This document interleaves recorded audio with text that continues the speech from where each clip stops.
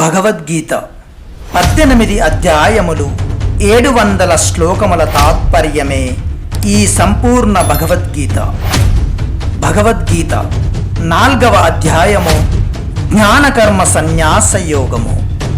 క్రిందటి 24వ శ్లోకమున తెలుపబడినట్టుగా బ్రహ్మకర్మ రూప యజ్ఞమును ఈ విధముగా వర్ణించి దేవపూజ రూప యజ్ఞమును ఆత్మ పరమాత్మల అభేద దర్శన రూప యజ్ఞమును గూర్చి భగవంతుడు వర్ణించుచున్నాడు. దైవమేవాపరే యజ్ఞం యోగినః పర్యుపాసతే బ్రహ్మాజ్ఞావపరే యజ్ఞం యజ్ఞేనైవోపజుహ్వతి. కొందరు యోగులు దైవ పూజారూప యజ్ఞమును చక్కగా అనుష్ఠింతురు. మరికొందరు యోగులు బ్రహ్మాగ్నియందు అనగా పరబ్రహ్మ పరమాత్మ రూపాగ్నియందు అభేద దర్శన రూప యజ్ఞము ద్వారా ఆత్మరూప యజ్ఞమును ఆచరింతురు. ఇచట యోగినః అను పదము ఎట్టి యోగులను గూర్చి తెలుపును. అపరే అను విశేషణము యొక్క ప్రత్యేకత ఏమి? మమత, ఆసక్తి, ఫలేచ్ఛ మొదలగు వానిని త్యజించి శాస్త్ర విహిత యజ్ఞాది కర్మలనాచరించు సాధకులను తెలుపునదియే యోగినః అను పదము. పూర్వ శ్లోకమున వర్ణింపబడిన బ్రహ్మకర్మ యోగులకును వీరికిని భేదము గలదు. వీరి సాధనా రీతి ఆ యోగుల సాధనా పద్ధతి కంటెను భిన్నమైనది. ఈ ఉభయ సాధకుల యొక్క లక్షణములను విభిన్నములు. ఈ విషయమును స్పష్టపరుచుటకే యోగినః అను పదమునకు అపరే అను విశేషణము ప్రయుక్తమైనది. దైవం అను విశేషణ సహితముగా యజ్ఞం అను పదము ఏ కర్మను సూచించును? ఆ కర్మను చక్కగా అనుష్ఠించుట అనగానేమి? ఈ శ్లోకము యొక్క పూర్వార్ధమునందు వివరింపబడిన విషయ విశేషమేమి? బ్రహ్మ, శివుడు, శక్తి, గణపతి, సూర్యుడు, చంద్రుడు, ఇంద్రుడు, వరుణుడు మొదలగు శాస్త్ర సమ్మత దేవతల తృప్తికై హోమము చేయుట, వారిని పూజించుట, వారి మంత్రములను జపించుట, వారి నిమిత్తమై దానములు చేయుట, అన్న సంతర్పణలను చేయుట మొదలగు సమస్త కర్మలను దైవం అను విశేషణముతో కూడిన యజ్ఞం అను పదము తెలుపును. మమత, ఆసక్తి, ఫలేచ్ఛలు లేకుండా కేవలము భగవత్ ప్రాప్తికై హోమ పూజాది క్రియలన్నీయు తమ కర్తవ్యములుగా భావించి భక్తి శ్రద్ధలతో శాస్త్ర విహితముగా పూర్తిగా అనుష్ఠించుటయే దైవ యజ్ఞమును చక్కగా నెరవేర్చుట అనబడును. ఈ విధమైన దైవోపాసనలు కూడా యజ్ఞ కర్మాంతర్గతములే. బ్రహ్మరూపాగ్నియందు అభేద దర్శన రూప యజ్ఞము ద్వారా ఆత్మరూప యజ్ఞమును ఆచరించుట అనగానేమి?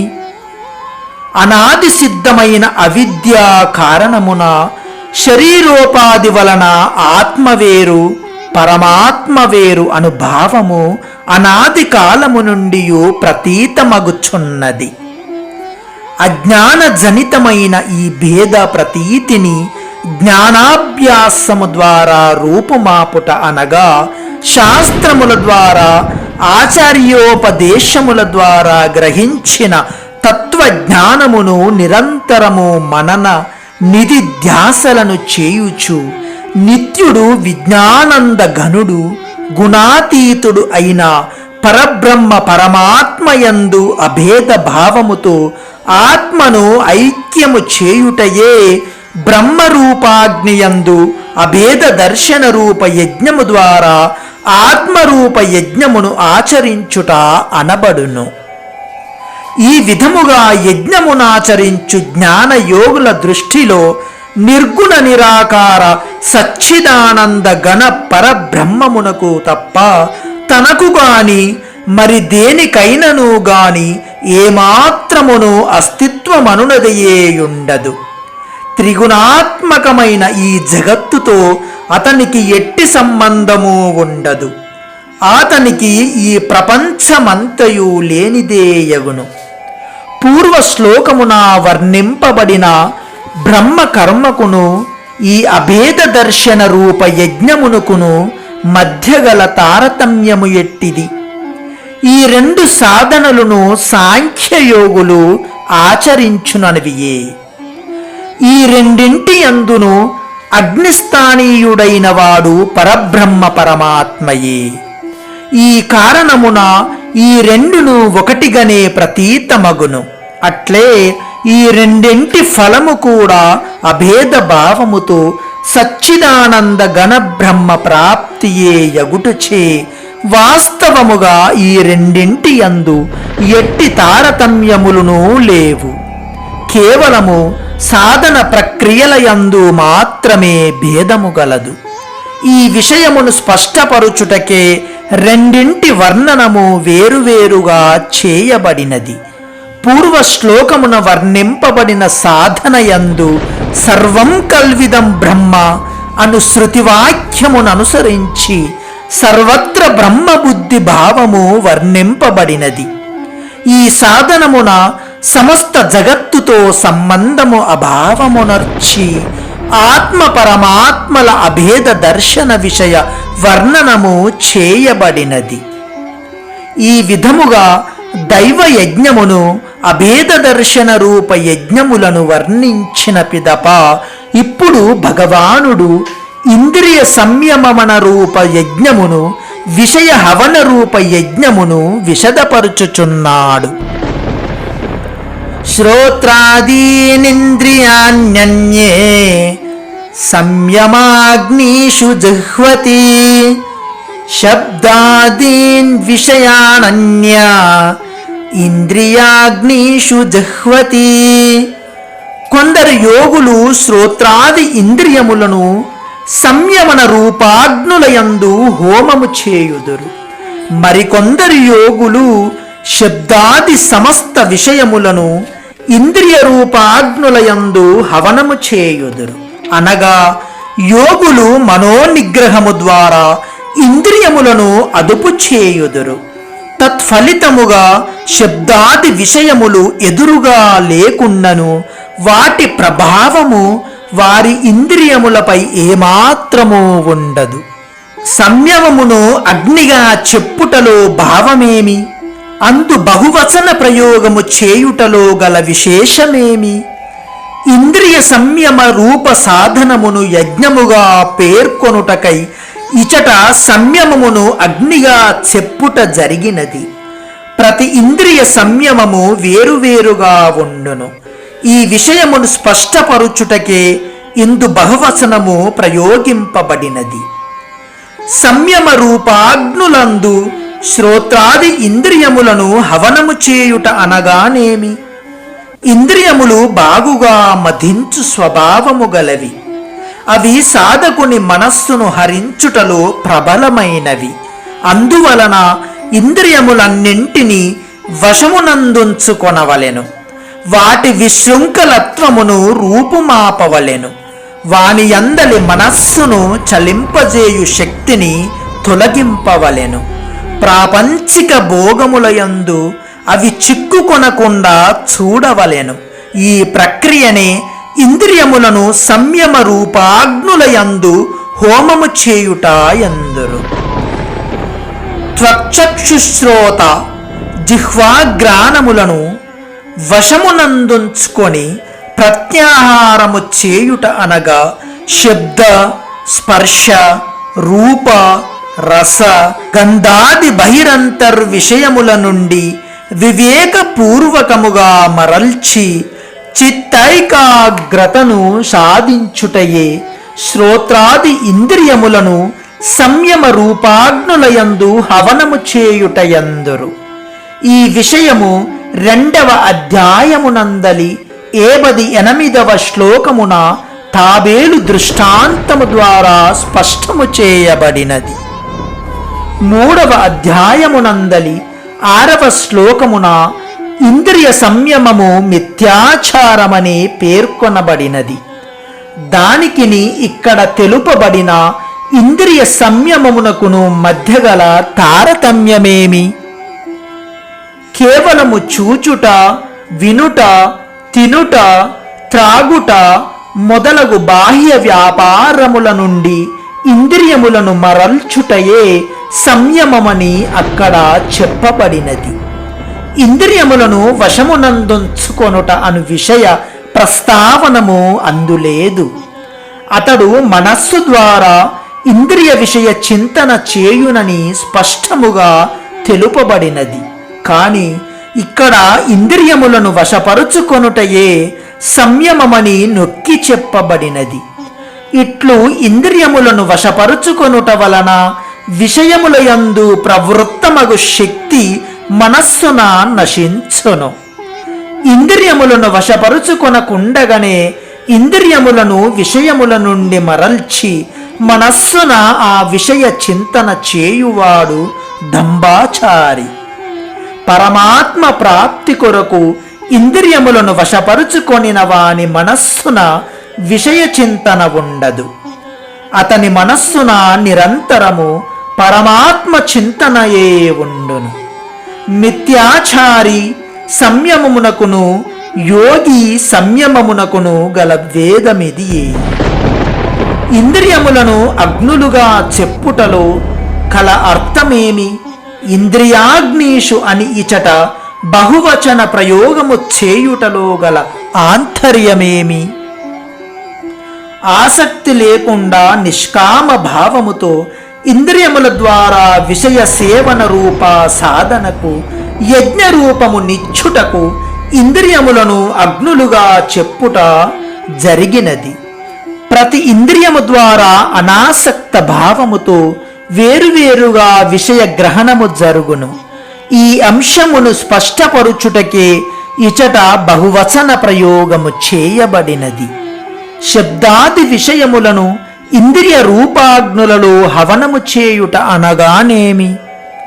ఇంద్రియములను వశపరుచుకొని రాగద్వేష రహితముగా వర్ణాశ్రమ ధర్మములను, పరిస్థితులను, యోగ్యతలను అనుసరించి విషయములను గ్రహించి వానిని ఇంద్రియములలో విలీనము చేయుట అనగా ఇంద్రియార్థములను గ్రహించు సంయమమునందుగాని ఇతర సంయములందుగాని అంతఃకరణమునందు లేక ఇంద్రియములయందు ఏ విధమైన వికారమును ఉత్పన్నము కావించు శక్తిని నశింపజేయుటను శబ్దాది విషయములను ఇంద్రియ రూపాగ్నులలో హవనము చేయుటయగును. చెవుల ద్వారా నిందాస్తుతులను లేక అనుకూల ప్రతికూల శబ్దములను వినుచు, నేత్రముల ద్వారా మంచి చెడు దృశ్యములను చూచుచు, జిహ్వ ద్వారా అనుకూల ప్రతికూల రుచులను గ్రహించుచు, ఇదే విధముగా ఇతర సమస్తేంద్రియముల ద్వారా ప్రారబ్ధానుసారముగా యోగ్యతననుసరించి ప్రాప్తించిన విషయములను అన్నింటినీ అనాసక్త భావముతో గ్రహించుచు అంతఃకరణమునందు సమభావమును కలిగియుండుట, భేదబుద్ధి జనితమైన రాగద్వేషములకును హర్షశోకాది వికారములకును తావు లేకుండుట అనగా శబ్దాది విషయములలో మనస్సును ఇంద్రియములను విచలితమునర్చు శక్తి నశింపజేసి వానిని ఇంద్రియములలో విలీనమునర్చుచుండుట, ఇదియే శబ్దాది విషయములను ఇంద్రియ రూపాగ్నులలో హవనమునర్చుటయనబడును. ఏలననగా విషయములయందు ఆసక్తి, సుఖము, రమణీయ బుద్ధి లేని కారణమున ఆ విషయ భోగములు సాధకునపై ఎట్టి ప్రభావమును చూపలేవు. అగ్నిలో గడ్డివలె అవి స్వయముగా భస్మమగును. సర్వాణీంద్రియ కర్మాణి ప్రాణకర్మాణి ఛాపరే ఆత్మ సంయమ యోగాగ్నౌ జుహ్వతి జ్ఞాన దీపితే. మరికొందరు యోగులు ఇంద్రియముల క్రియలను, ప్రాణముల క్రియలను అన్నింటినీ జ్ఞానముచే ప్రకాశితమైన ఆత్మ సంయమ యోగ రూపాగ్నిలో హవనము చేయుచుందురు. అట్టివారు పూర్తిగా పరమాత్మయందే స్థితులయ్యుందురు. అప్పుడు ప్రాణ ఇంద్రియముల స్వభావము వారిపై ఏమాత్రమూ ఉండదు. ఏలనన వారి బుద్ధి యందు పరమాత్మ మాత్రమే నిలిచియుండును. ఆత్మ సంయమ యోగమనగానేమి, దానిని అగ్నిగా చెప్పుటలో గల ఆంతర్యమేమి, జ్ఞానదీపితే అను విశేషణము యొక్క ప్రాముఖ్యమేమి? ఇచట ఆత్మ సంయమ యోగము సమాధి యోగమును తెలుపును. ఆ సమాధి యోగమునకు యజ్ఞ రూపమున ఇచ్చుటకై అగ్నిత్వము ఆరోపింపబడినది. సమాధి అవస్థలో వివేకము విజ్ఞానము జాగృతమగును. సమాధియందు శూన్యత్వమునకు తావులేదు, అనగా శూన్యత్వము సమాధి కాదు, సుషుప్తిలో శూన్యత్వము కలదు. ఈ భేదము ఇచట తెలుపుట జరిగినది. ప్రజ్వలితాగ్ని వలె సమాధి యోగమునందు జ్ఞానము ప్రకాశితమగును. ఈ ప్రక్రియకు యజ్ఞరూపము నిచ్చుటకై జ్ఞానదీపితే అను విశేషణము వాడబడినది. ఈ సమాధి యోగము యొక్క స్వరూపమేమి? దానియందు ఇంద్రియముల క్రియలను ప్రాణముల క్రియలన్నింటినీ హోమము చేయుట అనగానేమి? ధ్యాన యోగములో ధ్యేయముపై మనస్సును కేంద్రీకరింపజేయుట రెండు విధములుగా జరుగును. ప్రాణ ఇంద్రియ వ్యాపారములను నిరోధించి పిదప ధ్యేయముపై మనస్సును కేంద్రీకరింపజేయుట ఒక పద్ధతి. మనస్సు ధ్యేయమును చింతన చేయుటను అభ్యసింపగా క్రమముగా అది ధ్యేయముపై కేంద్రీకృతమగును. ఇప్పుడు మనస్సు ధ్యానావస్థకు చేరును. పిమ్మట ఈ ధ్యానము గాఢ స్థితిని పొంది మనస్సు సమాధి స్థితిని చేరును. ఆ సమయములో ప్రాణముల ఇంద్రియముల వ్యాపారములన్నీయు తమంతట తామే ఆగిపోవును. ఇది మరి ఒక పద్ధతి. దీనిని అనుసరించియే ఇచట ధ్యానయోగా వర్ణనము చేయబడినది. భగవంతుని సగుణ సాకారుడిగా గాని నిర్గుణ నిరాకారుడిగా గాని తమ తమ విశ్వాసముల ప్రకారము భావన చేసి విధిపూర్వకముగా మనస్సును కేంద్రీకరించుటయే సమాధియోగ స్వరూపము. ఈ విధమైన ధ్యాన యోగమునందు మనోనిగ్రహ పూర్వకముగా ఇంద్రియ వ్యాపారములైన చూచుట, వినుట, ఆఘ్రానించుట, స్పృశించుట, ఆస్వాదించుట, గ్రహించుట, త్యజించుట, భాషించుట, నడచుట మొదలగు వానిని, అట్లే ప్రాణ వ్యాపారములైన ఉచ్ఛ్వాస నిశ్వాసములు, కదలికలు మొదలగు సమస్త క్రియలను విలీనమునర్చి సమాధిస్థుడగుటయే ఆత్మ సంయమయోగ రూపాగ్నియందు ప్రాణేంద్రియ క్రియలన్నింటినీ హోమము చేయుటయగును. జయ జయ జయ హో భగవద్గీత, జాతి ఖ్యాతిని పెంచే రాత. జయ జయ జయ హో భగవద్గీత.